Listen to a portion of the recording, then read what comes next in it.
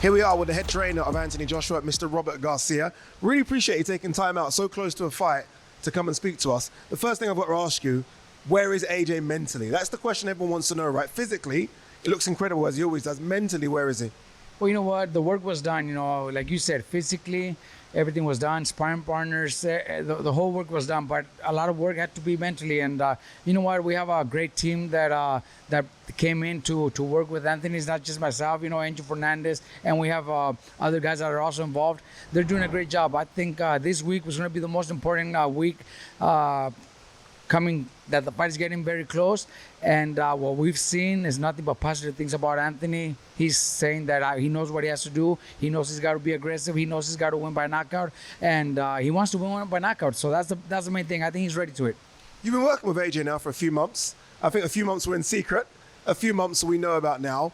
Where was he when you first started training with him? Like, was he down? Did you look at him as though this is the guy that's got something to prove? Where was he? You know what? Not really. Since the first time we met last October, and then when I came to England in December, the first time for a couple of weeks, he was positive. He knew what he did wrong. He knew what he had to do, what he had to change, and he's been training for it. Obviously, it couldn't be a perfect camp. There was some bad days, like every camp. Nobody could say they had a perfect camp, but it was mostly good.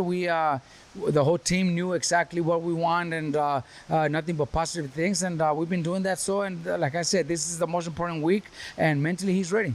I'm sure you and AJ have watched the first fight back a few times. What did he do right in that first fight, and what do you think he done badly wrong? Well, you know what? This is my first camp with him, but what I hear from everybody in camp, that everybody that's been with Anthony before, they've told me that they have never seen him with the attitude, the type of training he was doing in a couple of years. So not just in the last fight, but in a couple of years. So that makes me feel good. They've all told me that this is the best he's looked in a couple of years. They all say that for the first fight against Usyk, that it was probably his worst training camp.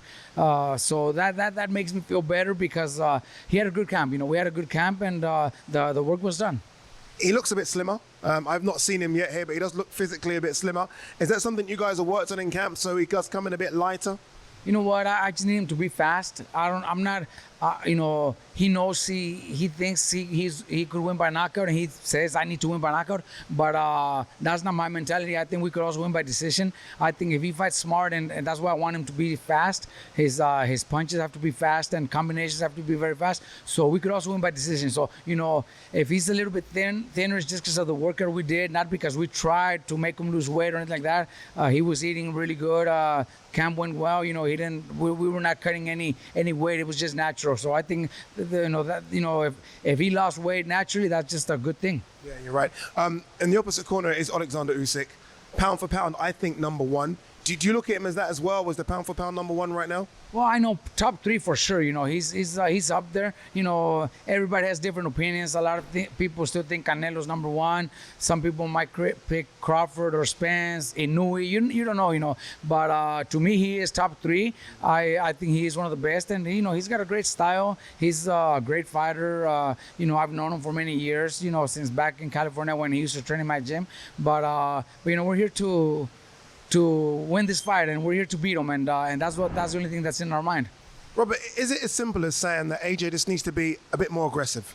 The AJ that maybe we saw against Vladimir Klitschko, a bit more on the front foot than he did, not try and have a boxing match with someone that clearly is maybe a better boxer than AJ? Well, you know what? It's not a secret. Everybody that knows boxing says the same thing. And yes, we have to be more aggressive, but I also don't want him to make mistakes either. Because Usyk is a very good counter puncher. He's very fast. He throws very good combinations. So we have to fight smart. Even though we are obviously planning on being a little more aggressive, but we got to do it the smart way. I don't want him to make mistakes.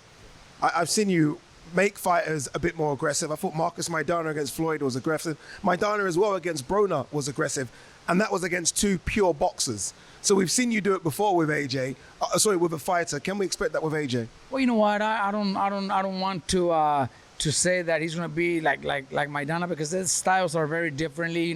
I think I think Anthony's a much better fighter. He's got very good qualities in his boxing skills, and he could use those skills. He's got great power and great reach also. So why not do it all put together?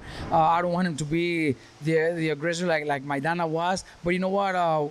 We've had more fighters that are also aggressive, but in a smarter way, and that's what I want him to do.